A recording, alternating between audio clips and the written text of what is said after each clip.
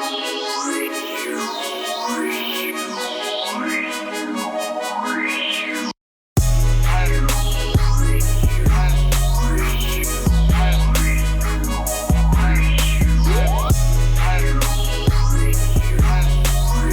to the show.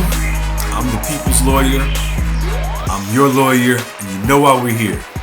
We're here to build community, to take care of each other, to make certain none of us are sitting alone, isolated, and allowing inaccessibility to the law or some large corporation or some mean institution to take advantage of us.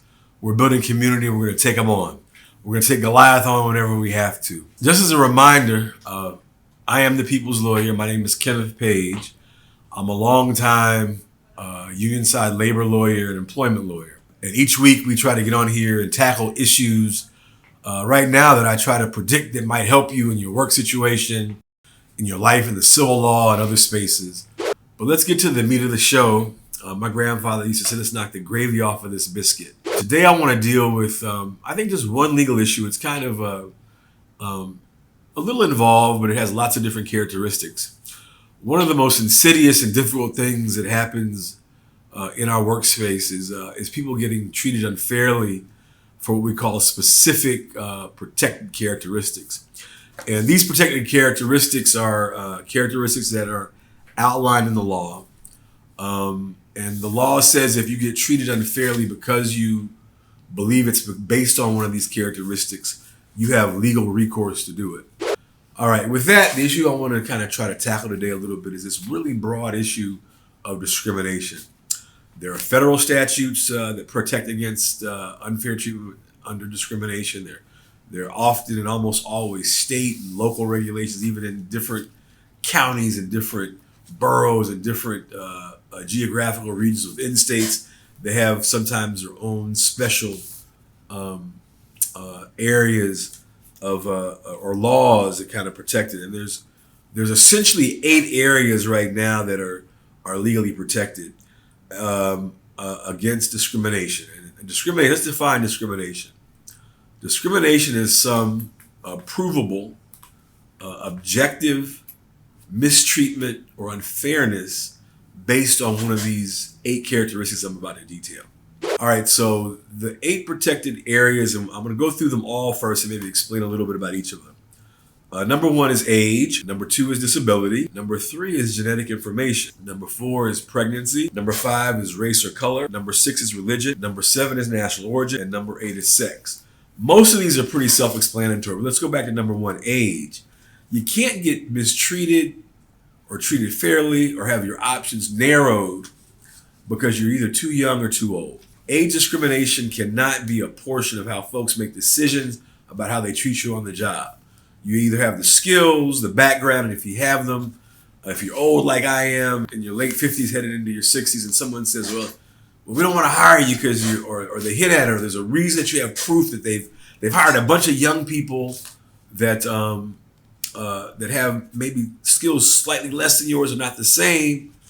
They wouldn't, but you would have been perfect for the job or well matched, or even qualified for the job above some of those other ones. That's a form of discrimination. It's also the type of assignments you get, right? It can be in some other things, the way you're treated, the way the jokes are made around the office, anything that includes a kind of unfairness or serious discomfort in the workplace around your age is unfair. It works the same way if you're youthful or young. The same, it goes both ways. And so age cannot be a basis upon which job decisions, advancement, hirings, and things can be made. Disability. Amazing folks with challenges that are of no fault of their own. Some may be vision impaired. Some may have a chronic condition like cancer or diabetes, other kinds of physical impairment that makes it a little bit more difficult to move around or do things. Those are ridiculous reasons to not allow someone to engage in their fullest abilities to do the job. And so if you have a disability, and if you have questions about what a disability is, you need to define it. You have questions about whether or not yours qualifies, drop me a message at the link below, and we'll help you sort that out fast and quick. And so again, with disability, they can't do anything that's unfair to you in the job place around the way they assign work, the way they advance you, the way they hire you. Same thing for genetic information. And genetic information is simply a technical term that talks about our genes. And some of you work in environments perhaps where they have access to your genetic information and become aware of it. You know, like maybe there's some kind of family condition that you have that for whatever reason your employer became aware of. Maybe you have the kind of gene that you're susceptible to some kind of a medical condition or chronic illness. Those are again it's kind of related a little bit to disability, but you don't have a real disability, but you have a genetic predisposition potentially to something, or you have a carrier or a gene that might pass it on. That again is not a basis for you to be treated any kind of way differently than anybody else in your job. Pregnancy is an easy one for all of our family members that are female and are able to give birth. If you're pregnant, you can't be discriminated on, treated differently, have your job changed, or not made available to you because of your pregnancy. Race or color, I think, is self-explanatory. One of the ridiculous things we deal with in this country is this idea of race. I have this broad view that ideas and character and personality are the things that bring us together. The 1/10 of pigment in our skin that makes us a little different, to me, is a ridiculous kind of basis to make judgments about a person's character, who they are. But again, race cannot be a basis on which you were treated differently or unfairly on the job. Religion, self-explanatory. Our country ostensibly was based on religious freedom.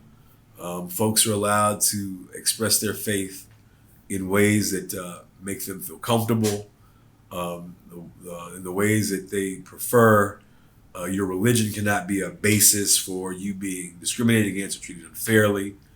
Again, if you have problems in any of these areas, what the people's lawyer does, and what I've always done my whole career, I've never taken on a job or a lawsuit or a legal case that did not involve a small person taking on a large company or a union taking on a large or powerful employer.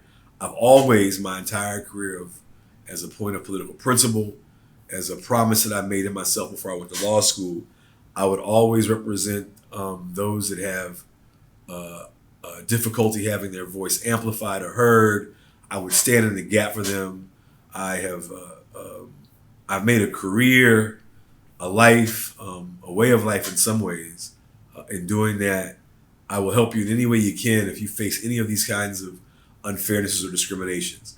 Any kind of harm, whether it's discrimination or injury, as it relates to being an individual person or a small business dealing with big institutions or big corporations, we'll take on Goliath and give Goliath everything that they need. National origin. National origin is simply where your people come from, where you're born, where your ancestry is, right? Were you born in India? Or were you born in Africa? Were you born in Latin America, South America? Were you born in Europe? You can't be discriminated against because of your national origin.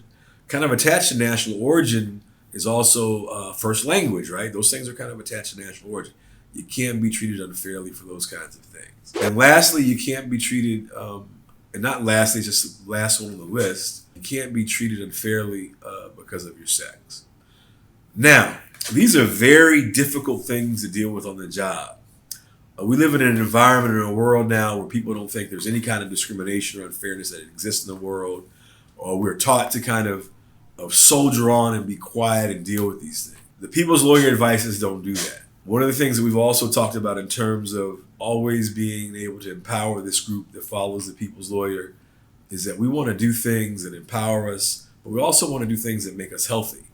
And we spend most of our lives away from our families, most of us, in the workspace. And we don't want to be in workspaces that are stressful. Stress, they found, brings on diseases and all kinds of other challenges that we don't want to deal with. If you're treated unfairly at the job, reach out to a local lawyer, ask for advice, call your local bar association, say, look, I want to get some advice or get some free advice. Can you recommend a lawyer? And you can always call me. I'll listen. I'll always be there to listen. And it's the folks that have been following me know I'll come to you if you have an issue that's real and big and need someone to stand shoulder to shoulder with you in it. And so those are the main areas that I want to talk about around kind of the legal piece today. I think it's critical in the world we live in to try to make it more loving and more fair. That we do whatever we can that's within our power to kind of stamp those things out. Those of you that are in the workplace that have some popularity and some power, and you see more vulnerable workers or colleagues in your workspace, they may be shy, they may be introverted, they may have a physical condition, they may have a vision impairment, they may not be as healthy, they may be a large person. Show them some love and some compassion. Give them your arm, give them your ear, give them your support. Go listen to them, go talk to them. That's the kind of community we want to build and be.